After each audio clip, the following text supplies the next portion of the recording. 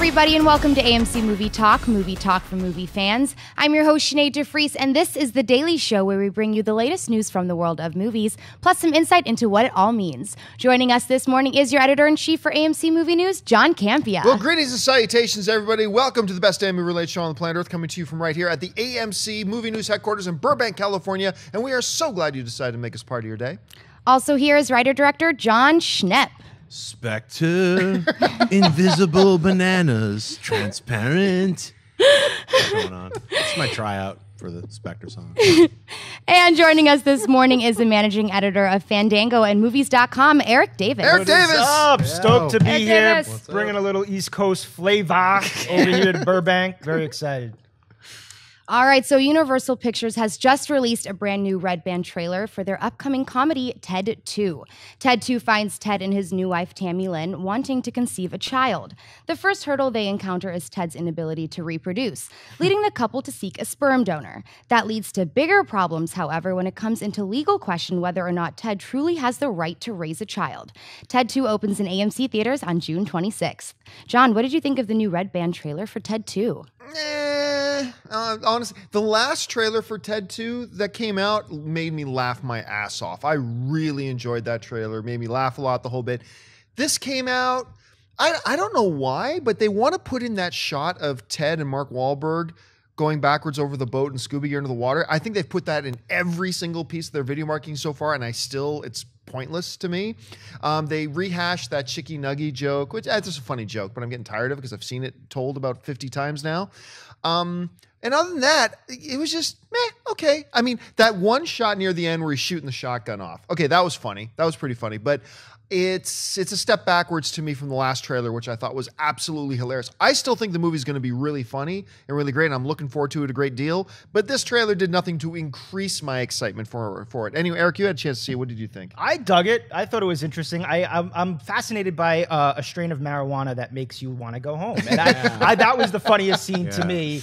And I think that's what some of the funnier scenes of the first movie is when Ted and Mark Wahlberg are hanging out and ripping bong hits and just doing stupid things. And I think that's kind of a big sell for people. And Amanda Seyfried, I like her. I think she can do comedy, maybe even better than Mila Kunis. So I'm really looking forward to her audition. And yeah, I'm on board. I think it makes me giggle. Yeah. Don't you mean Sam Jackson? Yeah, no, that was my favorite scene too, where he's like hugging the wall, like, I just want to go home. It's like, yeah, all the different strains. Don't let of the ghost pot. get me. Yeah, I mean, it's really true. They have like 700 different kinds of pot now, where you're like, just like, yeah, that one, that's the one. What does it do? It makes you want to go home. He's like, I want to go home. That just. That sold it for me. Yeah, I agree with you. It wasn't as funny as the trailer from before, but it showed a few new scenes, and then they reshot or replayed a few of the same scenes from the other trailers. So to me, it was an okay trailer, and just seeing that different pot strain made it for me. So actually, Eric, I don't know if I had a chance to talk to you about this before, but what did you think of the original Ted? I like the original Ted. Seth MacFarlane's comedy is very sort of like coffee. You kind of it's an acquired taste, and I think if you kind of are on board, then you're on board for sort of everything that he does, because he just has a really distinct kind of comedy.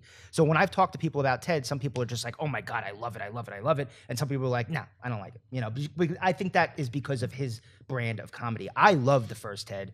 I went with it with my wife, who hates every kind of comedy, and she was laughing, and I was like, if he got her, then he's done something here. I think he's great when he's playing a character, not necessarily sort of himself, like, live action Seth MacFarlane. So when he's behind a character and he's allowed to just go crazy, I think he's good. And I dug it. I love the first Ted, so I'm really hoping that this one kind of does well, and I think it could be one of the bigger comedies of the summer. I think you're right about that whole acquired taste thing, because I remember my first bit of exposure to Family Guy, I didn't even like it. I thought, this is just stupid. And I watched it for a bit and I was like, I gave up on it. Then I watched it later, and for some reason, his stylings grew on me. It became an acquired taste. Yeah. And now, while Family Guy is still a little bit hit and miss, for the most part, I find it really funny. And I love the first Ted. I go back and forth because that came out the same year as 21 Jump Street.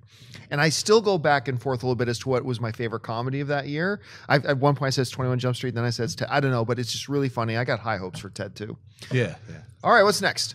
Following a rough year for Sony Pictures, the studio now faces a brand new challenge. According to a story in Variety, the Rough studio... year? Did something go wrong at Sony? Am I missing something? Just a little that bit. email. Just a little bit. According to a story in Variety, the studio will lose their rights to co-produce and distribute the Bond franchise films after the release of the upcoming Spectre.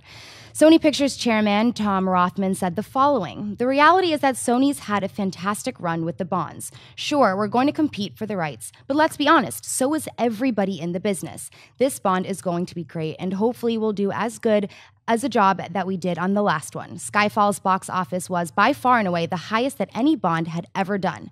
Eric, how big of an impact would the loss of Bond be for Sony, and can they win the rights back in the upcoming fight for it? A very tiny impact. No, huge impact. I thought you were serious for a second. This is now a $1 billion franchise, and especially as international box office grows to be sort of this dominating force in the industry, James Bond is a huge worldwide property. This is a mega franchise. And so I definitely think Sony wants to keep it. And they have a shot just like everybody else has a shot. You know, everybody will go in. I think Paramount will probably go out hard for it. I think Paramount could use a really big $1 billion franchise right now. I think Spectre is going to, I think it could make $1 billion, just like Skyfall. So yeah, I think this is a huge deal and people will be looking at it. But I wouldn't necessarily think that if another studio gets the rights to distribute these movies that they're going to completely change. You know, I really do feel that a lot of the creative input and is fueled by the Broccoli's. And so I don't think, don't necessarily think that if Paramount now gets the movies, everything's screwed up. Goodbye to James Bond. No, right. So I don't think this is such a big sort of decision maker for fans at home. That doesn't necessarily mean I would be interested to see it in another studio's hands. I do think that we're nearing the end of sort of a page in James Bond's history. Daniel Craig is coming up for his contract. So I'm curious to see now if another studio does get it, if they reboot with a new character, new James Bond, and where it goes from there. So. I think you're absolutely right when you mentioned the whole idea about how if it does change hands and it goes to another studio, let's say Universal for argument's sake or whatever, that it'll be completely different. No, because remember, MGM is still there. MGM is still the constant partner in there that's going to be making these things go. Now, some people are also have been asking online and stuff like that, oh, what did Sony do to lose the rights of Bond? Nothing. It's just that the duration of the contract is up. They had the rights for a certain amount of films up until the end of Spectre, and once Spectre is done, then the rights are up. But we were just talking off camera about this. It's like LeBron James, for another sports analogy, when LeBron James' contract with the Cleveland Cavaliers years ago was up, they didn't lose him. It's just his contract was up, and that they had as much of a chance to get him as anybody else when he ended up with Miami. That's the situation here. The rights are going to end up with somebody, and they could go back to Sony. I think you are dead on when you mention Paramount. Paramount needs this badly, maybe more than Sony needs it. Because when you look at Sony's upcoming slate, they've got a lot of big potential stuff coming up that could be big hits for them. Paramount right now, outside of putting out 5 Transformers films a year, is that my one fear, though, is that as soon as Bond goes to Paramount, you're going to see, a Bond Transformers crossover universe. G.I. Joe and Bond together again. I don't know. What do you think? I think Bond and G.I. Joe, it's time for them to team up. Yeah, you know what? As long as Daniel Craig is done, it'd be weird to jump to another company and still have Daniel Craig as James Bond.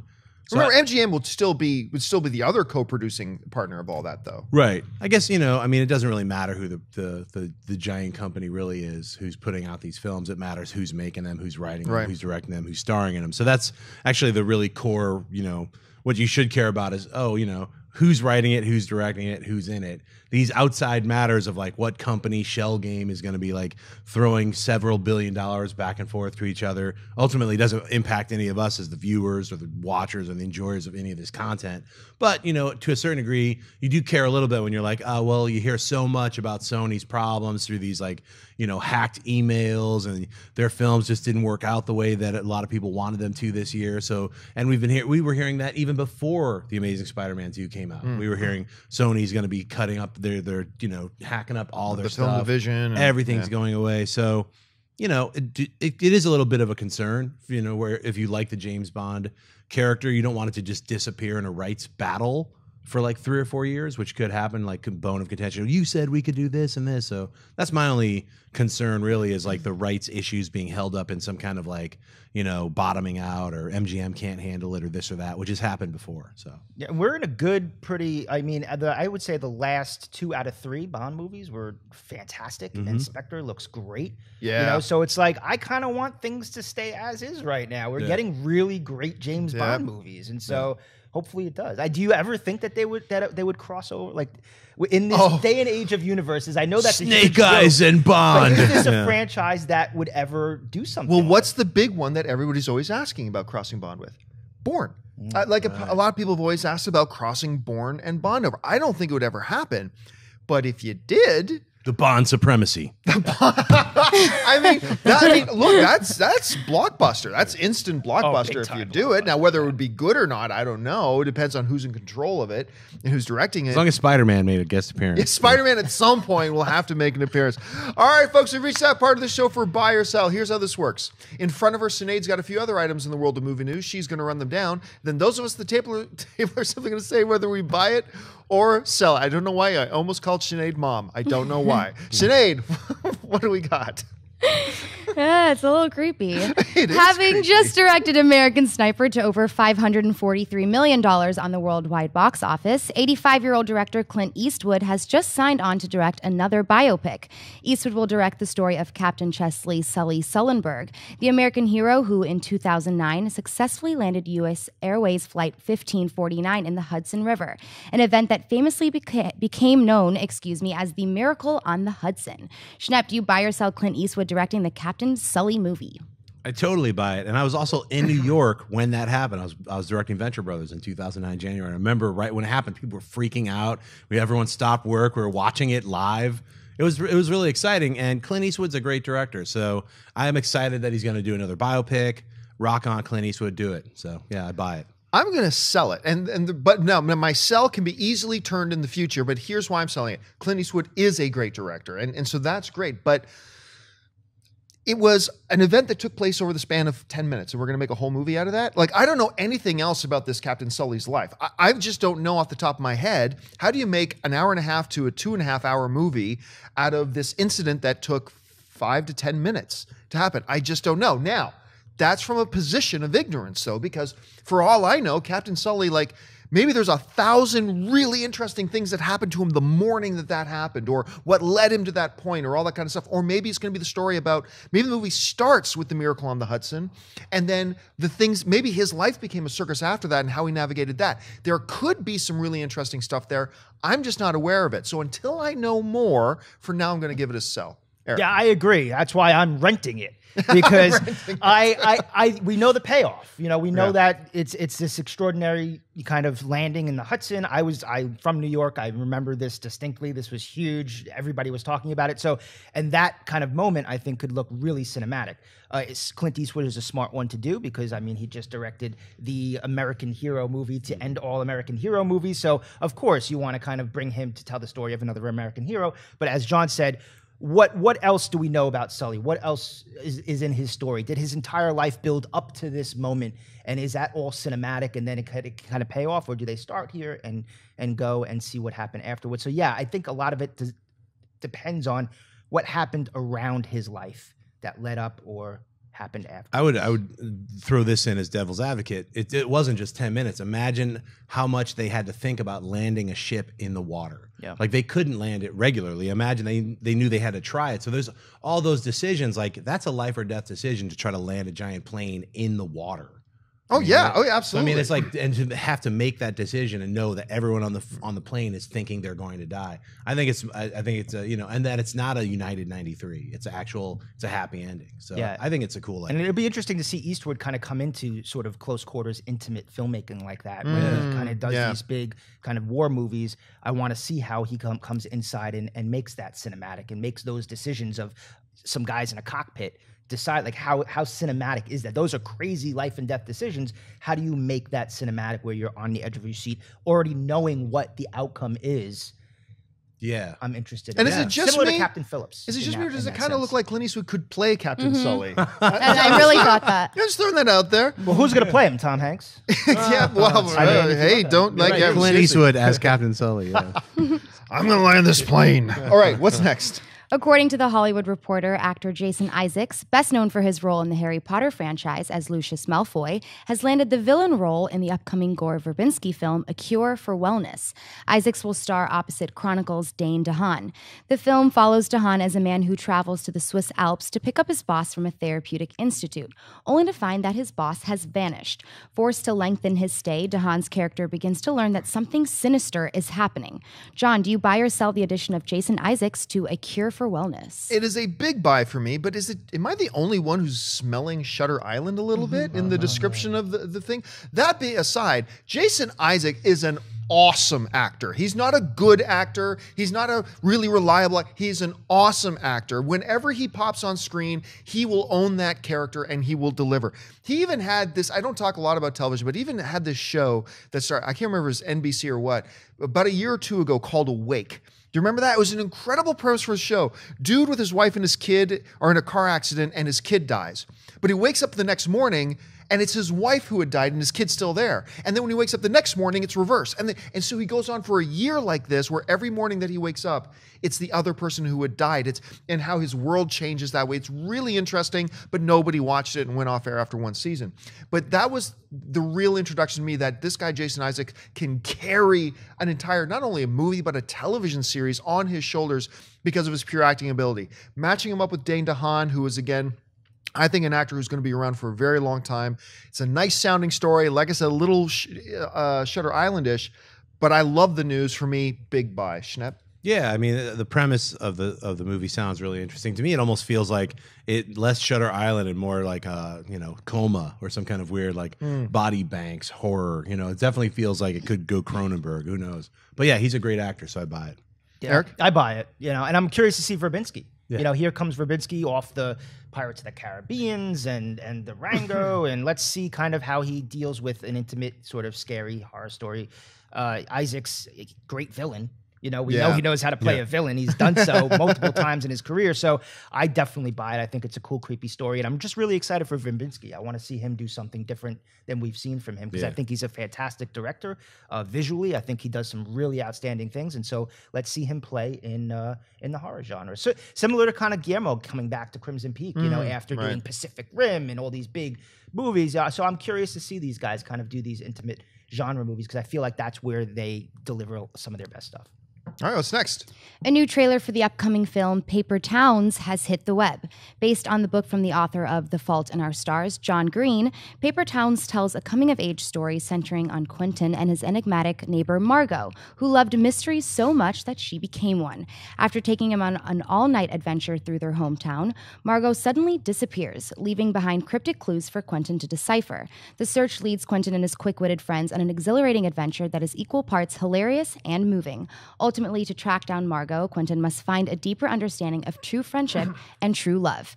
Eric, do you buy or sell the trailer for Paper Towns? Oh, I buy this. I buy this so much. I am such a sentimentalist. I love coming-of-age movies, and I love movies about kind of nerdy guys who get that chance to do an adventure with the girl of their dreams. I look at movies like License to Drive, when you have this crazy night where you get the girl of your dreams who would never, ever look at you. And what's interesting about this one is this is almost like a twist on that because he gets the wild night adventure with the girl of his dreams and then she disappears and he sort of has to find her and find himself at the same time. I think it looks really good. I think it looks cool. I think the lead kid reminds me of Miles Teller. It was like I was going to say the exact same thing. Yeah, it was just like he looks like Miles Teller, but a little bit younger. Let's cast him, you know. But yeah, it feels really good. I think the last one, Fault in Our Stars, kind of reeked of a tearjerker. This reeks of something that's a little bit more fun and more spirited, and it just reminds me of some of those coming of age movies that I grew up with about kids that kind of went on adventures that involved the girls of their dreams. So I buy it. You know what? The first 30 seconds of this trailer, I detested. I thought, oh, another paint by the numbers, little teen, blah, blah, blah. And then it then it made a right-hand turn, right? And I was like, wow. And then suddenly it turned into something that really rather fascinated me. I'm like, okay, now I know I want to know what's going on here. I want to know what path this kid takes. Where does this narrative actually go now? Suddenly it went from looking really stupid to, wait a minute, it's something completely different. And I ended up by the end of the trailer going, yeah, I want to see this movie. So if a trailer ends up making you say, I want to see this movie, then it did its job. I got to give it a buy. Yeah. Every once in a while doing this job, I love the intro. I am asked to watch a trailer or, do some kind of research on something that it's in a genre that I hate. And so when I saw the title Paper Towns, and I was like, oh, from the guy from The Fault. So it took me a minute or two to want to watch the trailer. I was like, all right, I'm going to watch this trailer. And I was with you. I was like, oh, God, garbage. Like right when it started. And then like about halfway through, I started to be like, oh, it's feeling like a little bit like a John Hughes film or like a little bit. That's a really good It had a little bit yeah. of that flavor that's the kind of film that is a coming of age film that I do enjoy. And it had characters and it had moments in it. And then I'll say this about the trailer. It got me. I want to see the movie now. Strangely enough, I'm interested enough to see it. But it was one of those things that I felt like they showed a little bit too much. It was like, just stop. All right. So she disappeared. Then just that's it. You got us. Don't show them all going on the adventure. Like I saved some of it. It feels like the first half of the movie they showed in the first half of the trailer, and the second half of the film is the last half of the trailer. I don't want to see the whole movie in a trailer. You sold me on it from the first half, and then she disappears, and maybe there's some clues. Paper Towns, come on, don't show everything. That's how I feel about it. But I really like the trailer, so I do want to see it. To play devil's advocate, though, for a split second, though, is like I almost feel like if they didn't go into more later, I would have walked away from that trailer feeling like, okay, well, I just saw most of the movie. Right. By showing that turn, then there's the adventure that follows after that twist happens. Now I walk away going, oh, okay, so all this stuff with the girl that we saw in the beginning that I thought was the paint by number stuff at first, that's probably all first act. That might even be like the first part of the first act. And now I feel a little bit more confident in the film. But you might be right. I just kind of I'm saying just a little less of what they show. That's all. Show that she disappears. Show that he has to go on a hunt to find her. But it just feels like they showed so much. So. Well, you also have to say how much of the audience of this film knows the book and loves the book and read the book and already knows what happens. And so I think that they're trying to kind of sell you on sort of the entire story. And I think they tease the twist. And I agree. I wanted to see that twist in there. So it kind of opens it up to a different kind of movie. And it's also written by the dudes who did 500 Days of Summer. And that really sells me on it. Directed by the one that did Robot and Frank, which I wasn't crazy about, but I thought it had an interesting aesthetic. So I really like the team behind this. And I definitely think it could be one of those breakout kind of. Well, they did something, right? They got all three of us grown-ass men like, hey, we're going to see Paper Moon's crying. Where is she? Yeah, it's like. All right, folks, reach that part of the show for mailbag. Listen, if you've got a topic or a question you'd like us to address on the show, you can email us anytime at amcmovietalk@gmail.com. Send on in your questions and see if you can get it on air. Right now, Sinead's got a couple pulled out of the mailbag. So, Sinead, what do we got? Harry Green writes, hey AMC crew, would you agree that it is always best to start the story to your film in the middle? Films like Star Wars, The Matrix, and Lord of the Rings have all started in the middle, which provides the opportunity to either do prequels or sequels. Thanks, and keep up the great show. Well, I mean, there's two different ways to look at this. Number one is I do hate it when movies give us a first act that really could have been summed up and told in a 5-minute scene and started the film much later. Peter Jackson's King Kong comes to mind. Actually, there's a lot of films that I feel could do that. And I really do appreciate it when films start, they get whatever little kind of setup narrative they need to get up out of the way in like a 5-minute scene or a 2-minute scene and then get you into the meat of the movie. I do appreciate that. But then at the other hand, too, all movies start in the middle of a story. They all start in the middle of a story. Like, even if you're looking at the first Indiana Jones film, like Raiders of the Lost Ark. Okay, Indy's there in the jungle. Well, what led him to that jungle? What brought him? He's obviously has a rivalry with the French explorer as well. Where did that come from? No matter what movie you start, unless it's Conan, the Conan reboot, where it literally starts with Conan coming out of the womb, every movie starts somewhere in the middle. It's just about where does a storyteller want to start telling this story? What part of the story do we want to put on screen? As far as it's smart doing it that way so you can set up prequels. I hate prequels. I think prequels should go away. I don't want prequels. A couple of them have been good. I'm not saying they're not. but just in general, I don't like prequels. Anyway, how would you answer this question? What about requels? Do you like those? Requels? Yeah. I agree with you. Everything starts in the middle somewhere. Everything starts already with the story happening. You just begin following a character in the midst of their story, or their story begins by interacting with someone else's story that's already going on. Right. Like The Matrix. The Matrix didn't start as a prequel, or it's not the middle of anything. It's just the story of that character finally realizing that he's the one. So it's sort of one of these like, oh, it's a journey type thing. And they didn't have to make the second or the third Matrixes for us to still be able to enjoy the first Matrix, which is why I consider like there's only one movie called The Matrix. The other two aren't really necessary to watch because they don't add too much to it. You already have everything you'll ever need by seeing the very first Matrix. Lord of the Rings and Star Wars, those are good case in points to, say it's starting in the middle somewhere, but like I said, I think everything starts, there is no in the beginning, it's like everything just, you're in the middle of someone else's story. You just get thrown into a story. And that's how, the character's already existing and then they are introduced to something like you might be. So you're going on a journey with them. So. Yeah, a lot of it is the world and the universe that you've kind of introduced to, because every kind of story starts at the beginning of that character's journey, but it's really more about the world. And do you buy into that world? And if you buy into that world, then you're going to want to see more stories in that world, no matter what. So, I mean, you look at something like Mad Max. Even if you've never seen any of the Mad Max movies, you can kind of go and watch Fury Road because the world is just so rich and just invites you in. And we're seeing that story. Max has had other adventures, but we're beginning at the beginning of that particular adventure. So I think it's more about the world itself versus kind of where we start in that character's story. Yeah, absolutely. All right, what's next? Daniel Barrios writes, "Hey AMC crew, I've been a fan of the show for over a year now, and it has become a part of my daily routine. Anyway, I've been wondering what's going on with AntMan. It's only a little over a month away, and besides that awesome trailer, I haven't seen anything about it. Do you think we're in for some more trailers, or what was that about? Or was that about it? Excuse me. Should Marvel do more, or because it's so soon after Avengers, do you think Marvel is letting the hype train just roll on? Thanks, and keep up the great work." For a long time, people were asking, where's all the Ant-Man marketing before Age of Ultron came out? And I say, hey, look.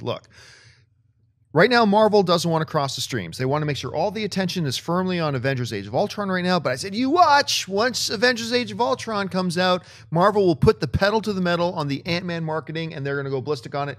We are now 5 weeks past the release of Avengers, and we haven't seen them put the pedal to the metal. So I was clearly wrong about that.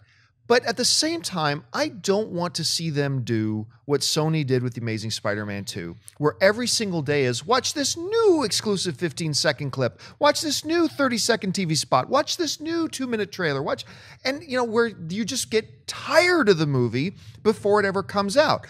I really like the most recent trailer we have for Ant-Man. I think is the best one they put out. It was certainly a lot better than that first trailer they put out. Let's call it what it is. Yeah. I think this movie's going to be a lot of fun, and I'm excited for it. I like their pace, and to be honest with you, watching some TV last night, I was in the movie theater last night as well. I saw a trailer for it in the movie theaters, saw some commercials for it on television last night. I feel they're doing a pretty good job with it. They're not overdoing the marketing of it. I hope personally they keep the pace they're at with their marketing. They don't release too much. Anyway, that's my thoughts. Eric, what do you think about it? I completely agree with you. I think this is a movie that's going to surprise a lot of Marvel fans. I know a lot about this movie that I'm technically not allowed to talk about yet, but I think that, this is a very different sort of effects-driven Marvel movie. So some of that may play into the fact that maybe some of their best stuff isn't done yet because they had a whole third unit shooting on this film just for the miniatures, just for when they shrink down. And I think like the first time in history they really did something like that. Yeah, it is the first time. This isn't like Honey, I Shrunk the Kids where you walked onto the set and you have all these giant things and this they called it the macro unit and it's very specific to this film. So they're doing action sequences that we've never ever seen in a Marvel movie before, and I don't want to see all of that kind of in a trailer. I want those surprises. And there's a lot of this movie, a lot of aspects of this movie, the ants, a lot of stuff that we haven't seen anything of yet. And that excites me, And look, we have Comic-Con coming up. We have all this stuff. I know even if people say Marvel isn't going to have a panel presence at Comic-Con, which we'll still see, but you know they're going to have stuff on the floor. You know there's going to be a huge, probably Ant-Man thing on that convention floor. And I look at, the summer season is so people live weekend to weekend because it's like every weekend has this monster movie coming out. So you have to really be delicate in terms of where you start ramping up your marketing. And I think as we get to July, we'll start seeing more Ant-Man stuff. And I hope they hold back a little bit because there's some really fun elements of this film that I think Marvel fans are going to be like, whoa, I've never seen that before in a Marvel movie. And so I hope they keep some of the surprises still. Yeah, I got to say, I'm looking forward more to Ant-Man than I am to Avengers Age of Ultron in that expectation feel. Because I've already seen Avengers, so I kind of had that, all right, I know what's going to happen. It's going to be a big group, superheroes fighting Ultron, this and that. And I was very excited for it, for sure. But Ant-Man is something new. And Ant-Man is definitely, you get the chance to go to that one-on-one type of a hero versus a villain. Goes back to a really cool archetype of a story, where it's like, I think that's missing when you have all the giant spectacle and like you have to deal with 25 different characters and how do you get their different subplots in there versus here's just a story that you can just tell and it should be a lot of fun. Yeah. And also with the addition of Paul Rudd and Adam McKay, it's going to have a lot of extra humor. And we already know Cornish and Edgar Wright wrote the script, and so they had the story. The basic story was there. So I don't know. I'm really looking forward to the film. I personally don't need to see it drop more footage. I'm sold on seeing it. I think if they do it one final blitzkrieg, it'd be in the last 2 weeks of marketing. As far as I know, San Diego Comic-Con, Marvel will not be there or on the floor. They have no presence at all. They pulled out entirely. Yeah, so there's no, That's what I know is like, now it's kind of like more centered around DC and Warner Brothers. They're calling the shots for San Diego Comic-Con. So, it's really interesting too. I think I might have had one of the first, if not the first, like prolonged sit-down interview with Michael Douglas and Paul Rudd to talk about Ant-Man a couple of months ago before Avengers Age of Ultron came out. And it was a great, it's on our YouTube channel. Just look up, Paul Rudd, Michael Douglas, John Campea, AMC, and you should be able to find it.